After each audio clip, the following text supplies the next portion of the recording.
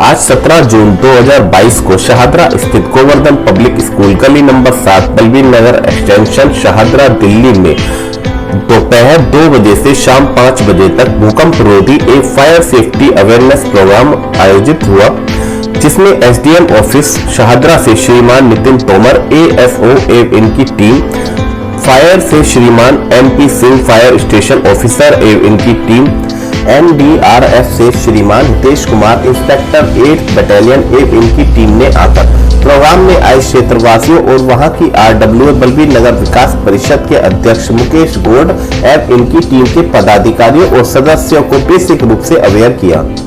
आयोजित प्रोग्राम का नेतृत्व शाहदरा सब डिवीजन के चीफ श्रीमान डॉक्टर टीपीएस वर्मा जी ने किया। स्कूल के प्रबंधक श्रीमान विष्णुदत्त शर्मा जी और आई हुई सभी टीमों का सम्मान पूर्वक स्वागत किया गया। कार्यक्रम का समापन राष्ट्रीय गान के साथ किया गया।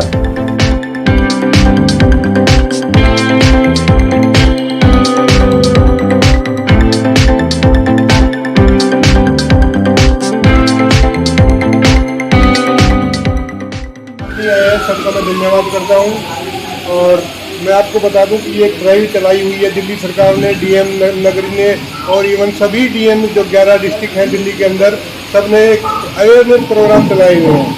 छोटी मोटी आग की दुर्घटना में मेरी आवाज़ सबको सुन रही है, कोई दिक्कत तो नहीं है, और भी आवाज़ में बढ़ा सकता हूँ, ठीक है। तो ये चेन आज 7वीं मीटिंग है नगरी डिस्ट्रिक्ट के अंदर। मैं सभी का स्वागत करता हूं जो डीडीएमए की तरफ से, डीएम ऑफिस की तरफ से ये जो इस काम में लगे हुए हैं, मैं उनकी भी मेहनत को दाद देता हूं कि वो बहुत अच्छा काम कर रहे हैं। मैं नरेंद्र पाल सिंह हूं, दिल्ली फायर सर्विस से रिटायर आदमी हूँ। लगभग 40 साल मैंने आप लोगों के बीच में गुजारे हैं।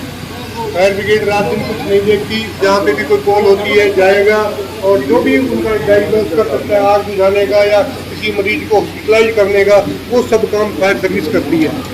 आप काफ़ी लोग जानते हैं, कई दफ़ा किसी के घर में बिल्ली ट्रैप हो जाएगी या किसी का डॉगी नाले में गिर गया या किसी ने सुसाइड कर लिया, उन सब काम के लिए दिल्ली फायर सर्विस आती है। आग बुझाना तो मेन है ही धंधा। हम आगे बढ़ते हुए, आवाज़ में तो दिक्कत नहीं है, आगे बढ़ते हैं।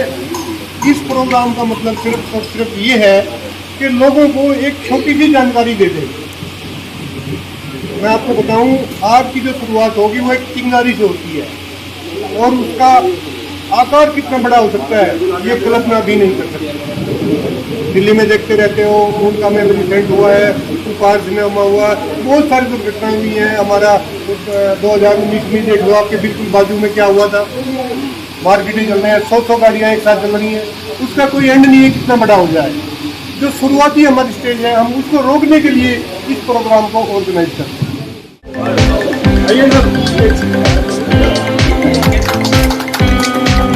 मास्क हटाते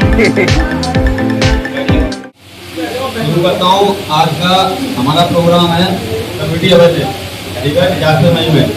सबसे पहले मैं परिचय से लूँ अपना, तो बताऊंगा पहले एनडीआरएफ के बारे में। शायद आप लोग जानते हैं, नहीं जानते हैं, कुछ लोग जानते हैं तो कुछ लोग नहीं जानते हैं। पिछले कुछ सालों से एनडीआरएफ काफ़ी बहुत सारे ऑपरेशन किए हैं, ठीक है। मल्टी स्पेशलाइज्ड फोर्स रही है, ठीक है, नेशनल डिजास्टर रिस्पॉन्स फोर्स। अगर हिंदी में बोलें तो राष्ट्रीय आपदा मोचन बल। ये एक डिप्रेशन वाली फौज है। इसमें क्या है, फोर्स से डिप्रेशन जाते हैं सारे पैरामिलिट्री फोर्सेस है, सभी से, बीएसएफ, सीआरपीएफ, आईटीबीपी, एसएसबी, ठीक है, आसाम राइफल्स, सभी से 7 साल के लिए 7 ईयर के लिए डिप्रेशन आते हैं। इसके बाद यहाँ अपना पीरियड काटने के बाद वापिस अपनी ऑर्गेनाइजेशन में चले जाते हैं, ठीक है। तो ये थोड़ा परिचय था एनडीआरएफ। और बेसिकली अभी 16 बटालियन जो कि ऑल इंडिया में सभी स्टेट में एक बटालियन हर जगह बैठा दी गई है और उनकी जो टीमें हैं वो स्टेट में जहाँ जहाँ ऐसे इलाके हैं कि जहाँ पे डिजास्टर आने की ज़्यादा संभावना है वहाँ पे डिप्लॉयड कर रखी है। अगर कोई डिजास्टर आता है जल्दी से रिस्पॉन्स करके और वहाँ से लोगों को निकाल सकें, इसलिए एनडीआरएफ का गठन किया गया था, ठीक है। 2005 में किया गया था इसका गठन, ठीक है। और अभी आने वाले समय में बहुत टास्किंग एनडीआरएफ को, सारी टास्किंग है, कोई भी डिजास्टर हो सभी डिजास्टर से निपटने के लिए कैपेबल है और बहुत सारे कोर्सेज वगैरह चलते रहते हैं।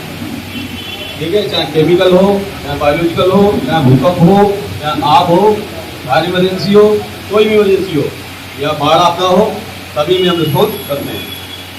तो आज का हमारा डिजास्टर मैनेजमेंट टॉपिक है कि अगर कोई डिजास्टर आता है तो एज ए कम्युनिटी आप लोग क्या करेंगे। तो उससे पहले ये चीज़ जानने से पहले हमें ये पता होना चाहिए डिजास्टर है क्या, डिजास्टर क्या है, डिजास्टर किसे कहते हैं, डिजास्टर की परिभाषा क्या है। ठीक है, मान लिया अगर अचानक से यहाँ से एक कमरा गिर गया, ठीक है, उसमें 10 लोग दब गए, क्या दैट इज डिजास्टर? क्या डिजास्टर हो जाएगा? ये क्या है? आप लोग किसी को अगर जानते हो, कोई भी थोड़ा सा भी जानते हो, आपदा क्या है इसकी परिभाषा कुछ बताइए क्या है।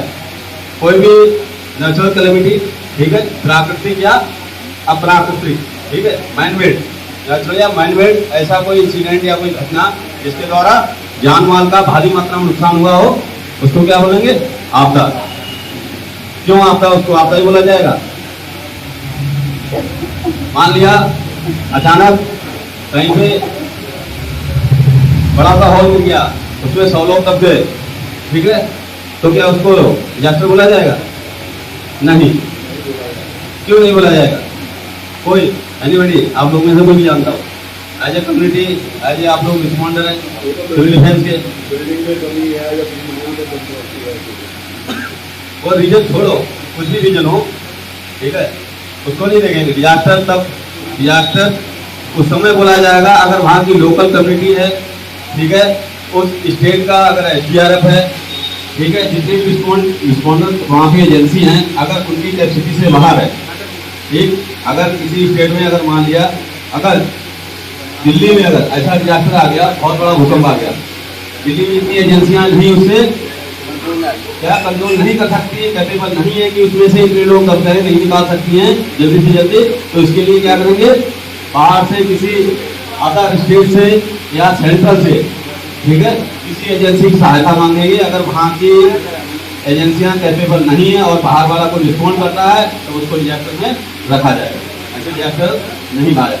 अगर इंडिया रिस्पॉन्ड कर रही है या किसी और स्टेट से कुछ हेल्प मंगाई है, कुछ और एजेंसियां आई हैं वो हेल्प कर रही हैं और बहुत बड़ी मात्रा में हुआ है जानमाल का नुकसान, तो उसको डिजास्टर की श्रेणी में रखा जाए।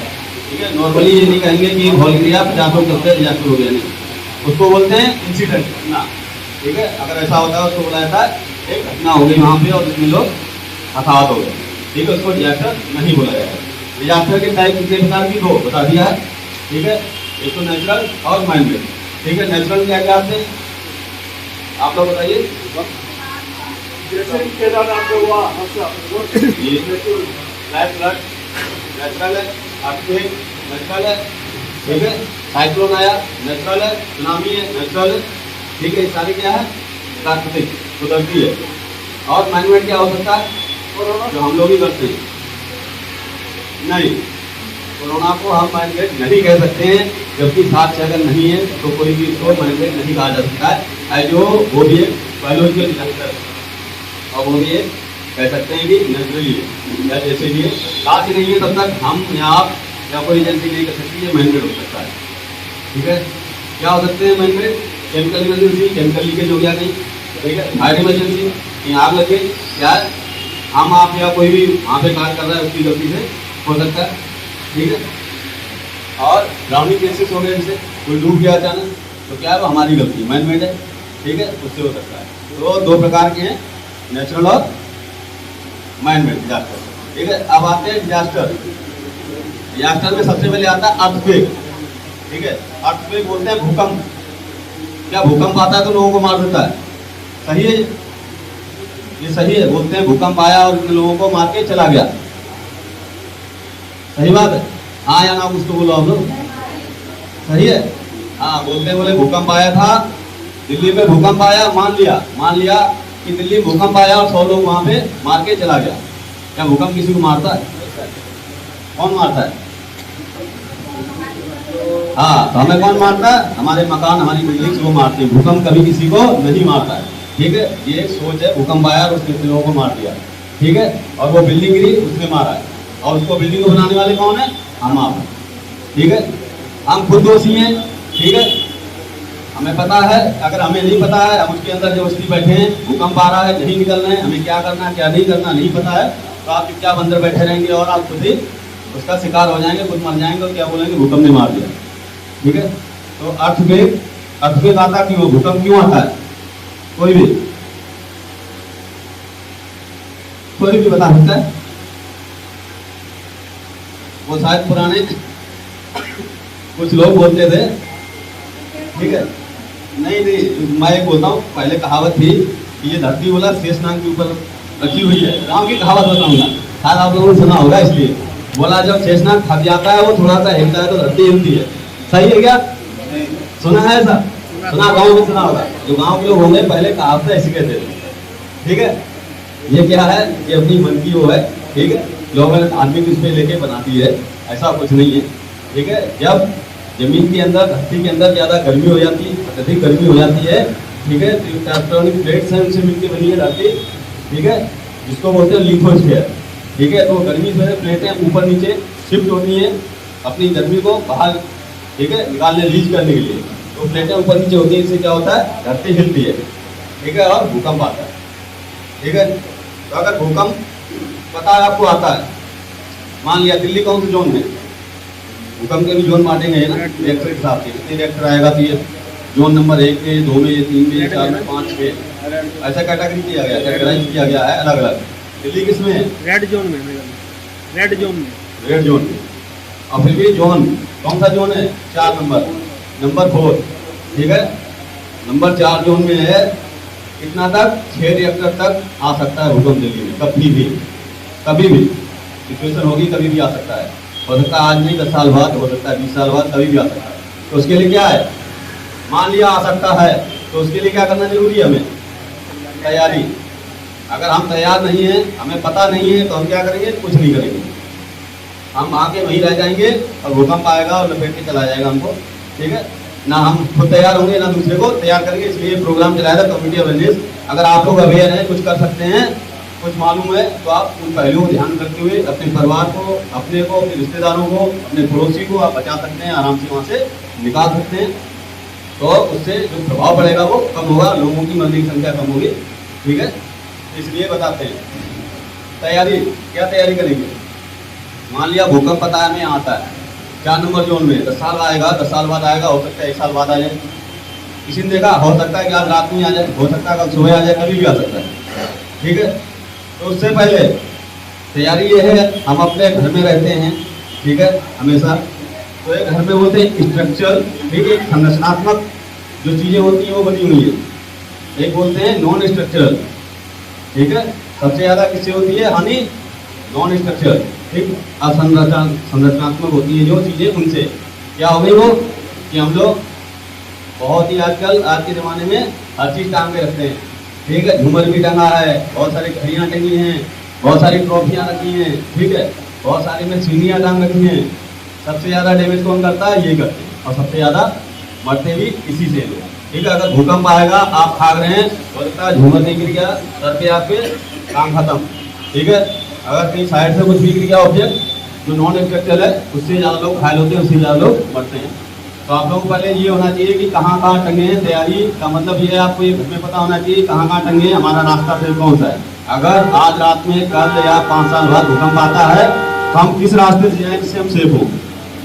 ठीक है, कि हमारा ये रास्ता ठीक है, हम यहाँ से जाएंगे। अपने परिवार को भी बताना कि इधर से निकलना है, कोई इमरजेंसी होती है, ये रास्ता सेफ है, यहाँ से जाना है आपने। और दैन गेट अगर खुला है तो इधर से जाएँ, नहीं खुला है तो आपने क्या करना है, अभी बताऊँगा उसके बारे में क्या करना है।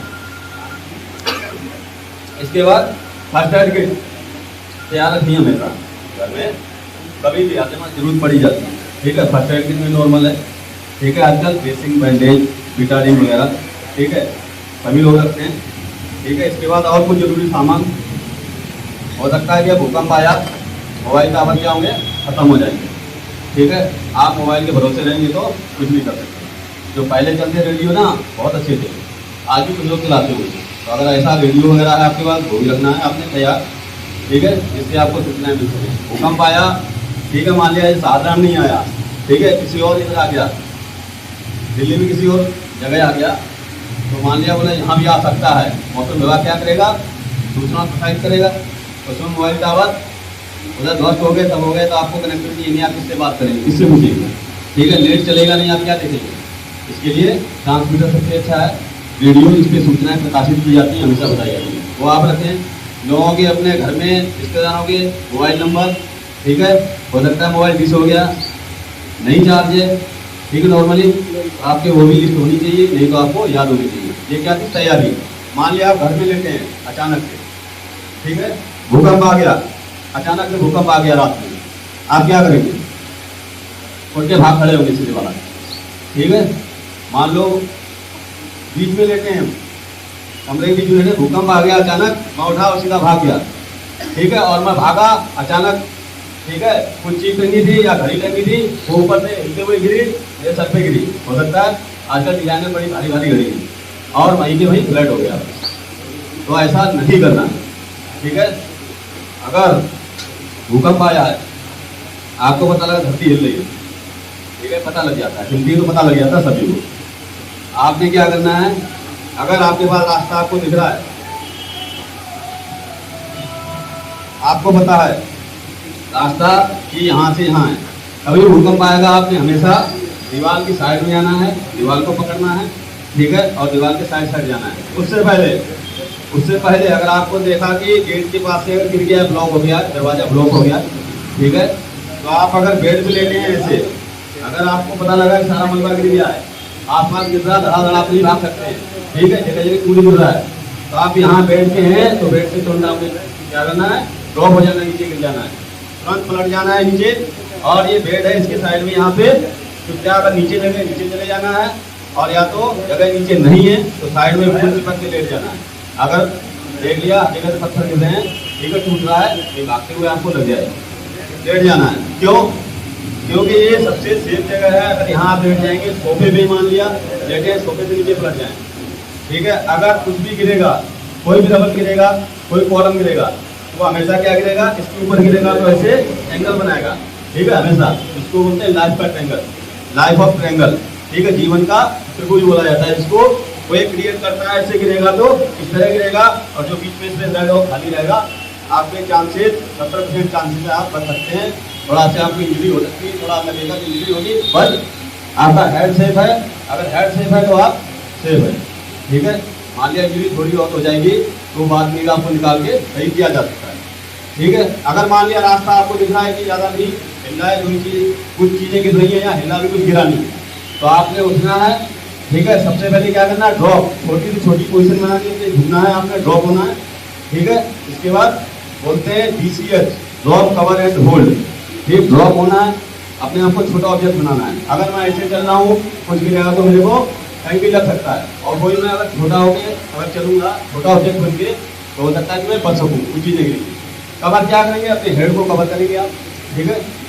अगर कुछ आपके पास किताबें हैं, ठीक है, कोई मजबूत चीज़ है, पिल्लो ही है, पिल्लो ले लेना आपने, तकिया, उसको हेड पे रखना है, कवर करना अपने हेड को। सबसे नॉर्मल क्या है? हेड है हमारा, अगर इस पर लग गया एक भी पत्थर तो कहानी खत्म, ठीक है। हेड को बचाना है, कवर किया हेड को, ठीक है। इसके बाद अगर रास्ता पे निकल जाए, और नहीं तो होल्ड, रुकना है। कहाँ रुकना है? कोई हार्ड टेबल है आपके वहाँ, आपको गेट का रास्ता नहीं दिख रहा है, नहीं बोला है, तो आपने टेबल के नीचे अगर छुप जाना है, या दीवार के किनारे कहीं भी बीम के पास बैठ जाना है छुपके।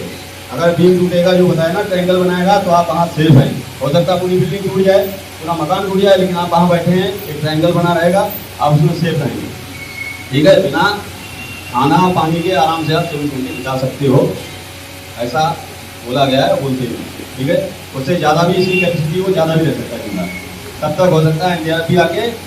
हमारे पास बहुत सारे इक्विपमेंट है कि हम जिंदा लोगों को ढूंढ सकते हैं। ऐसे इक्विपमेंट हैं कि हम दीवार को उस तरफ लगाएंगे या कहीं मलबे में लगाएंगे, वो इंडिकेट कर देगा यहाँ पे कोई जिंदा है, इसकी हार्ट बीट चल रही है, हार्ट बीट पकड़ के बताता है। तो हम वहीं भी क्या करते हैं? कटिंग करते हैं, खुदाई करते हैं, वहाँ से जिंदा को हमने बहुत जगह, जापान में भी निकाले, इंडिया ने, जापान में भी हमने कई लोगों को निकाला है, ठीक है। अर्थक्वेक जो आया था उसमें बहुत से लोगों को बचाया, ऐसे लोग फंसे हुए, ठीक है, बहुत नीचे जाके निकाला।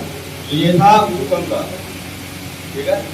क्या करना है, क्या नहीं करना, और लिफ्ट में जाके सीधे बैठ जाना, नीचे चले जाना आपके, जरूरी लिफ्ट में जाना नहीं जाना है। कभी भी लिफ्ट का यूज नहीं करना, इमरजेंसी पड़ती है, आप लिफ्ट का यूज कभी ना करें, क्योंकि हो सकता है भूकंप आ रहा है, किस समय लाइट कट ऑफ हो जाएगी, आप बीच में फंस जाएंगे, और वहाँ कोई आपको बचाने वाला जल्दी नहीं मिलेगा, ना सुनने वाला मिलेगा। ठीक है, हो सकता मोबाइल टावर भी ना वहाँ पे आए और आप किसी को ना कर पाएँ, आप वहीं बंद रह जाएँ। ठीक है, उसमें क्या होती है, तबाही मचती है जब, तो कोई नहीं सुनता, फिर चीख पुकारी होती है। ठीक है, तो इसलिए हमेशा आप सीढ़ी का यूज करें और सीढ़ी का यूज भी करें, बीच में नहीं चलना है, हमेशा दीवार की साइड से होते हुए जाना है। ठीक है, और निकल के आप बिल्डिंग से खुले इलाके में जाएँ, ऐसे नहीं आए कि खुला इलाका है यहाँ से निकले और ये गली वाला खुली यहाँ खड़े हो गए, नहीं, हो सकता है उधर वाली बिल्डिंग गिरे आपके ऊपर आ जाए। ठीक है, किसी बिजली के पोल के पास नहीं खड़े होना, वहाँ पे लगना कोई हाई टेंशन वायर तो नहीं है, हो सकता है वो कहाँ से फाल्ट होकर वो गिर जाए, आपको नुकसान पहुँचा सके। खुले इलाके में जहाँ कुछ भी ना हो, आप ऐसे जाके इलाके में इकट्ठे हों, अपने परिवार को इकट्ठा करें और लोगों को बताएं कि ऐसे इलाके में आपको जाके इकट्ठा होना है। ठीक है, और जाके काउंटिंग करें कि मेरे परिवार के सदस्य आगे हैं कि नहीं। ठीक है, ये कह रहा भूकंप आता है तो आपने क्या कार्रवाई करनी। ठीक है, इसके बाद बताएंगे आपको अब कुछ ऐसी चीज़ें हैं कि कम्युनिटी रिस्पॉन्डर हुआ, कोई डिजास्टर आ गया कोई, ठीक है,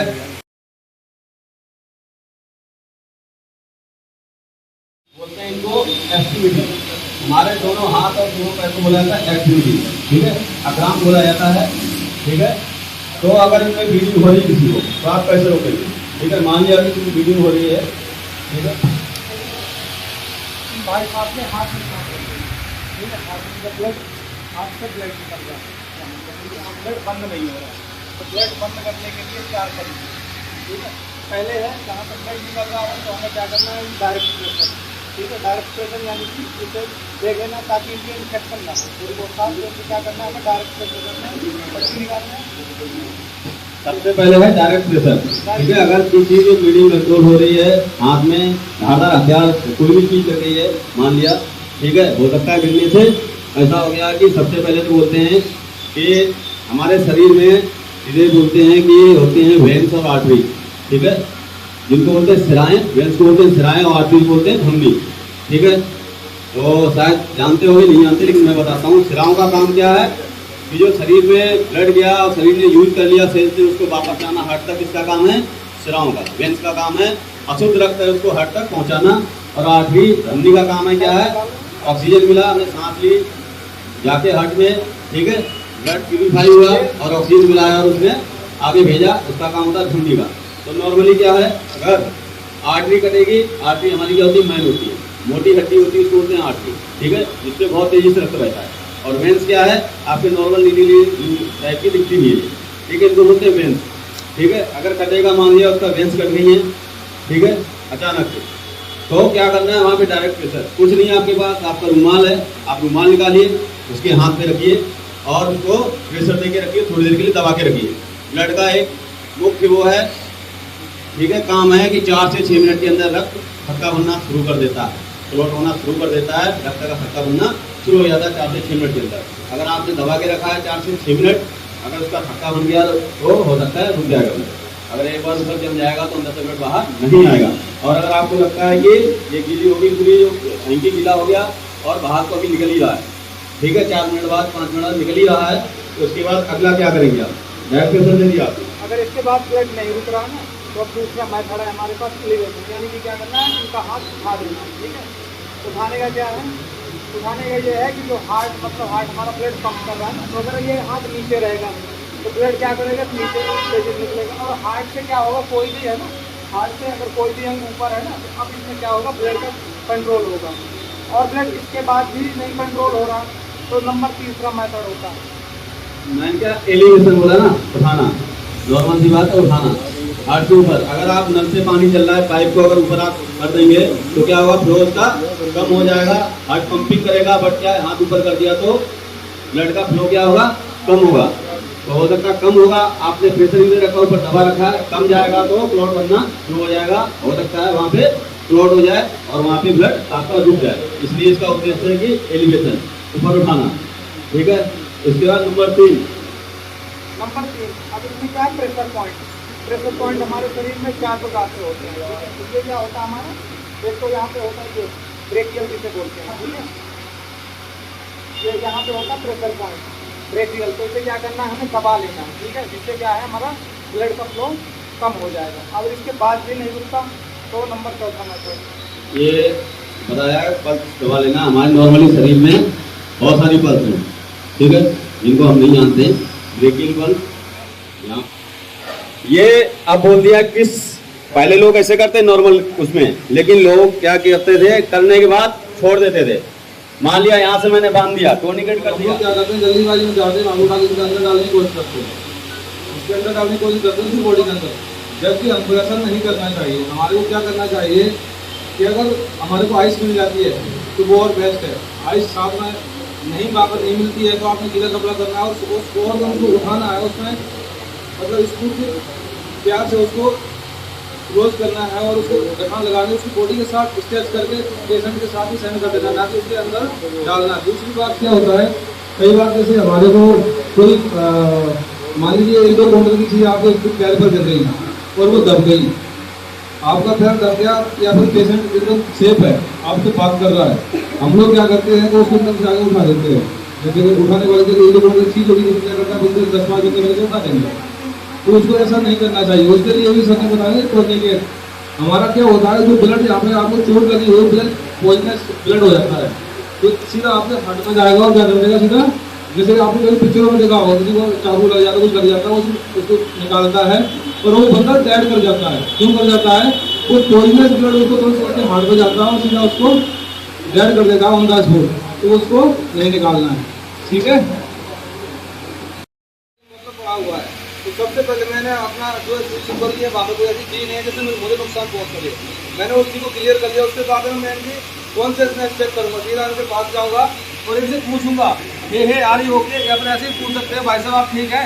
अगर इन्होंने आपको रिस्पॉन्स नहीं दिया, उधर से जवाब नहीं दिया, तो आपको क्या करना है, फिर इनकी पल्स चेक करनी है, ठीक है। तो आपने यहाँ पे नब्ज चेक की जाएगी, जो इसका नाम है कैरोटिड, ठीक है। नब्ज ये क्या बोलते हैं इसे, कैरोटिड बोलते हैं। इधर या इधर नहीं कि आप और चेक कर सकते हैं, ठीक है। तो अगर मैं इस साइड हूँ तो इस साइड से चेक करूँगा, ठीक है। तो इसमें 1001, 1002, 1003, 1004, 1005 मतलब 5 सर्कल आपने काउंट करना है। अगर मिल रही है तो ठीक है, नहीं मिल रही है तो आपने यहाँ से इसका CPR स्टार्ट कर देना है। और सबसे पहले EMS जो इमरजेंसी मेडिकल सर्विस होती है उसको आपने अलर्ट करना है कि मैं इस लोकेशन पर हूँ, यहाँ पे इस पेशेंट के साथ में ऐसा ऐसा हो गया है, मैं उसको फंसे दे रहा हूँ और आप जो यहाँ पर जल्दी जल्दी पहुँचे, ठीक है। तो ये एक तो कैरोटिड चेक किया, फिर इसके बाद एक मेथड और इसके क्या करना है, LLF बोलते हैं, ठीक है। एक तो होगा लिसन, मानी सुन के सांस चल रही है या नहीं चल रही। दूसरी बात क्या है, लुक देखकर, ठीक है। और तीसरी बात क्या है, F जो जिसे बोलते हैं फील करके। ये तीनों चीजें देखी जा रही है। LLF लुक लिसन फील, ठीक है। आपने उनके मतलब माउथ के पास अपना चीप ले जाना है, जैसे कि अगर हम सांस लेते हैं वो हॉट होती है, गर्म होती है ना, तो उससे पता लगता है, ठीक है। आपको मतलब आपने फिर देखा भी, सब कुछ कर लिया, नहीं पता लग रहा है तो आपने इनका जो रिब केस है उसको ऐसे चेक करते हुए यहाँ तक जाएंगे। यहाँ से जैसे मैंने चेक किया, ये अपना जियोफाइब्रोसिस होता है, ठीक है। और एक ये स्टर्नम होती है ना, स्टर्नम के नीचे होता है, ठीक है। जी प्रोसेस इनटेक होता है, वहाँ पे क्या करना, वहाँ पे रिब केस को मिला के, और ये स्टर्नम होती है, स्टर्नम के नीचे से है, ठीक है। तो इन्होंने ये कर लिया, दोनों हाथ सीधे होंगे और इनका काम क्या है कि कम से कम 1 मिनट कम से कम 30 बार देंगे। ये जो है मतलब कि जो हार्ट मैंने 30 पंप किए, 1 2 3 4 5 30 हो गए। 30 के बाद मैंने कुछ अपना क्लीन कपड़ा लेना है, हो सकता है इनके अंदर कोई बीमारी हो जो मैं अपना इनहेल कर जाऊँ, इसलिए कुछ साफ कपड़े रखना है यहाँ पे। और हेड 3 लिफ्ट करके इनको पूरा प्रेशर से मैंने सांस लेनी है, ठीक है। फिर 2-3 सेकंड रुकना है, फिर सांस लेनी है, फिर उसके बाद फिर सर्कल करना है 30 का, फिर वही काम करता है। अगर ये होश में आ जाते हैं तो उनको रिकवरी पोजिशन में लिटा देना है, अन्यथा जब तक EMS नहीं आ जाती या फिर जब तक ये हॉस्पिटल तक सेंड नहीं हो जाते तब तक आपने उसी कार्रवाई को करते रहना। और इस दौरान आपने क्या करना है, पेशेंट की ओल्ड हिस्ट्री, अगर इनका कोई साथ वाला है या फिर कुछ जिस उनको जानता है उनसे पूछना है कि कोई मेडिसिन तो नहीं ले रहे हैं या फिर उनको कुछ ऐसी बीमारी तो नहीं है, जो भी आपको पूछना है। पूरा बंदे के पास पहुँच करके आपने खोल कर बना लेनी है। उसके बाद सामने बताया फट रहे, उसका सबसे पहले आपने जिप खोलना है। कुछ नहीं है आपके पास, अपने कपड़े पहने हैं, आप उसी के कपड़े से पकड़ के किस प्रकार को खींचेंगे, उसको कोई दूरी भी ना हो, ठीक है। मेन इंजरी क्या है, स्पाइनल इंजरी और हेड इंजरी नहीं होनी चाहिए। बाकी अगर थोड़ा बहुत हिल जाएंगे पैर या कुछ हो जाएगा तो उसका इलाज हो जाएगा। बतौर अगर वहाँ पड़े मर जाएगा उससे क्या है कर लिया। थोड़ी इंजरी। उसके बाद क्या करना है, आपने अपने पैर से पीछे कुछ भी ऑप्टिकल जैसे कुछ भी आपको परेशान कर सके वही चीज़ चेक करनी है। चेक करने के बाद आपने ठीक खींचना बंदे को और अपने पेपर यहाँ से आप चेंज भी कर सकते हैं। ठीक है, चेंज किया आपने, किया फिर खींचा, ये भी आप से भी ले जा सकते हैं आप। निकाल सकते हैं। बताओ उसके हेड को सपोर्ट आपको देना पड़ेगा। हो सकता है वहाँ गिरा है अचानक साइड में लगाना है, गंदा खाली नहीं लगाया और इसको निकालने के बाद कमर अंदर डाल दिया, बंदे को ऐसे करके उसको मतलब साइड खुलेगा। समझ रहे हो ना, मतलब हाथ से सपोर्ट रखना है हेड पर। ठीक है, और कोई सेम प्रोसीजर है। ठीक है, आराम से ले जाना। जो बताया था पीछे पैर से साफ करना, हो सकता है आपको प्लेन इलाका नहीं मिलेगा। चार व्यक्तियों में जो उठाना है, ठीक है, इजी रहेगा। अगर वहाँ पे 4 लोग हैं, 4 लोग उठाएं तो इजी रहेगा। आराम से के किनारे होते हैं, आराम से सीधे ले जाना, आराम से ले जाना। ये सब भी नहीं, चद्दर भी मैं मान लो इस पैर में चोट है, ठीक है, इस पैर में ठीक है, इजीली ले जाएंगे ना। आराम से इसको आप 1 किलोमीटर तक ले जा सकते हैं। अब इससे भी ज़्यादा भारी वजन का बंदा है तो उसके लिए क्या होगा फिर, ये था 2 एंड हो, क्या हो जाएगा 3 एंड। ठीक है, एक बार बाहर बता के दिखाता हूँ मैं। आराम से कितनी दूर भी लेके चले जाओ, आराम से जाएगा, इजी जाएगा, आराम से ले जा सकते हो। ठीक है, नहीं ये बहुत चीज़ें काम आती हैं, अभी नहीं, अभी हमें लगता है कहीं भी लेके जा सकते हैं आराम से।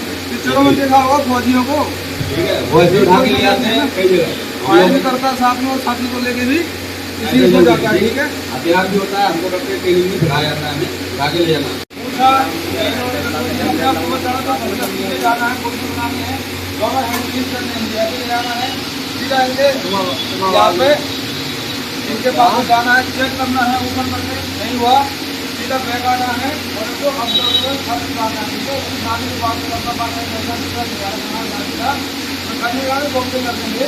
अगर कर देगा, अगर आपने नाभि में रखना है और आगे लेगा और दूसरे हाथ से पकड़ के इसको ऊपर की तरफ रख करेंगे, ऊपर तक प्रेस करेंगे। मैं ये कहूँ तो दोस्तों में कि जानकारी नहीं तो जानते हैं। मुझे कभी भी किसी राष्ट्र की सेवा नहीं कर सकते। राष्ट्र आराधना, ईश्वर आराधना बोलने को बहुत कुछ है और मैं ये भी आपसे अनुरोध करता हूँ कि कोई भी सज्जन अपने विचार इस अवसर पर ध्यान रखना चाहे तो उसका स्वागत है। समय सीमित है और उस निश्चित अवधि में हमें कार्य करना है। मेरे सीनियर बड़े भाई आदरणीय डी शर्मा जी ने मुझे दायित्व सौंपा है और मैं एक बात बड़े फख्र से कहना चाहता हूँ कि मैं जिनकी उंगली पकड़कर चलाऊं, मेरे अंकल जी आदरणीय डी गौर जी, बड़े भाई रेणु जी और NDRF से हितेश कुमार जी, फायर से MP सिंह जी, स्टेशन से SDM ऑफिस से विक्की तोमर, ASO साहब, मोतीलाल साहब, बड़े भाई TK शर्मा जी, महेश्वर शर्मा जी, राजेंद्र कुमार जी, दीपक कुमार जी, उमेश जी, पवन जी, अनिल जी, आरडब्ल्यू से मेरे साथी और मीडिया कर्मी से मेरे भाई अनुज, आशुतोष जी, मेरा भतीजा निखिल रोहेला और मेरे अनुज मित्र योगेश कौशिक जी, जो अभी अपनी व्यस्तता के बावजूद भी कार्यक्रम में सम्मिलित हुए। और मीडिया का एक कार्यक्रम ये भी है कि हम चौथा स्तंभ कहा जाता है, तो हम खास करके जितने भी जागरूकता कार्यक्रम करते हैं उसका संदेश आरडब्ल्यू के माध्यम से, सोशल मीडिया के माध्यम से जनता तक पहुंचाते हैं। मैं सिर्फ एक बात ये कहना चाहूँगा कि यदि एक व्यक्ति एक जान को बचा ले तो मैं समझता हूँ उसका मानव योनि में जन्म लेना सफल और सार्थक है। और आज की इस दौर में जहाँ वैमनस्यता, भ्रष्टाचार, हिंसा और जाने क्या क्या है। जो बच्चियां जो मातृशक्ति अपने घर से निकली हैं राष्ट्र सेवा के लिए, वो भी वंदनीय है, उनका मैं हृदय से स्वागत करता हूँ। मैं एक बात जरूर कहना चाहूँगा कि मैंने किसी भी डिफेंस में काम किया और उस सिद्धांत पर काम किया है कि जब नेताजी ने एक नारा दिया था जय हिंद, मेरी आइडियोलॉजी वो है। मैं किसी में बड़े स्पष्ट शब्दों में कह रहा हूँ, मैं राष्ट्र के सम्मान में जय हिंद कहता हूँ, किसी व्यक्ति विशेष के सम्मान में नहीं। क्या मेरा सीनियर भी हो।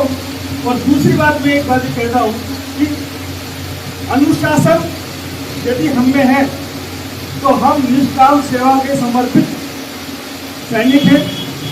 अनुशासन हमारी पहली पहचान है, हमने सीखा है। और एक चीज मैं और बड़े फख्र के साथ कहना चाहता हूँ, रईस जी बैठे हैं, गोटा बैठे हैं, किसी वर्मा जी की सेवा करने का आपके दिल में, जहन में जज्बा होना चाहिए। वर्दी है तो सोने पे सुहागा, नहीं है तो ऐसा नहीं कि आप बगैर वर्दी के सेवा नहीं कर सकते। तो निष्काम सेवा के समर्पित भाव को यदि हम अपने संस्कारों में ढालें, आने वाली जनरेशन को दें, तो आज के इस सेल्फी युग में हम किसी की जान देते जाते हुए न देखें, बल्कि उस जान को बचाने का भरसक प्रयास करें।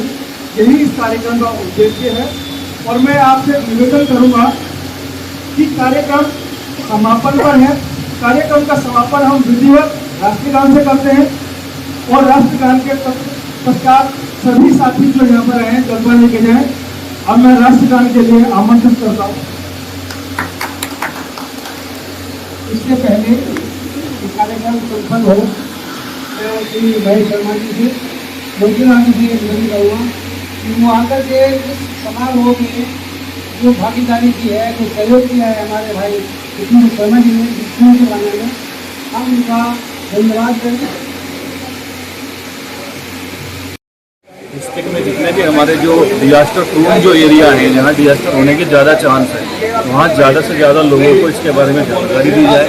इसके लिए हमारे एसडीएम साहब ने एनडीआरएफ की टीम और दिल्ली फायर सर्विस की जो टीम है, उन दोनों को बुला के पूरे प्रोग्राम की तैयारी करवा के लोगों को अवेयरनेस। क्या ये कार्यक्रम आने वाले टाइम में चलाया जाएगा? ये कार्यक्रम की योजना ये 11 के 11 डिस्ट्रिक्ट में चल रहा है, सिर्फ सागरा डिस्ट्रिक्ट में नहीं, दिल्ली के जो 11 डिस्ट्रिक्ट है सब में चल रहा है। आगे कंटिन्यू करने के भी स्कूलों में भी ये चलाया जाएगा। जो भी क्षेत्र वालों को एनडीआरएफ ने बताया है, उन्होंने सुना और उसको समझाया है। दूसरी तरीके से बहुत सारी चीज़ें ऐसी हैं कि आज के बच्चों को नहीं पता, ये चीज़ें बताई गई बहुत नई तरीके से इजाद करने का तरीके निकालना है उनको, यहाँ पे आके नहीं जाना है। लेकिन ये पुरानी परंपरा चल रहा है, ये सारे दिल्ली के अंदर सभी डिस्ट्रिक्ट के डिस्ट्रिक्ट कार्यक्रम का तो मेन उद्देश्य ये है कि हमारे झंडा पार क्योंकि एक स्वयं पर टिका हुआ है, अगर कोई 6 डेंसिटी का भूकंप दिल्ली में आ गया झंडा पार को ज़्यादा करना है। इसलिए उस उद्देश्य को ध्यान में रखते हुए हमारी जो जनता है ऐसा हो गया तो हम अपने आप को अगर एजेंसी के अनुबद्ध है अपने आप को देख कैसे जो कोविड के साथ में प्रोग्राम किए जा रहे हैं, आपको लगता है कि ये कामयाब हो पाएगा? जैसे कि हमारा इंडिया के साथ जब आपसे फायर होते हैं और भूकंप होते हैं तो उसमें जो जागरूकता हम दे रहे हैं, लोगों को अवेयर कर रहे हैं, उम्मीद है कि इससे काफ़ी लाभ मिलेगा।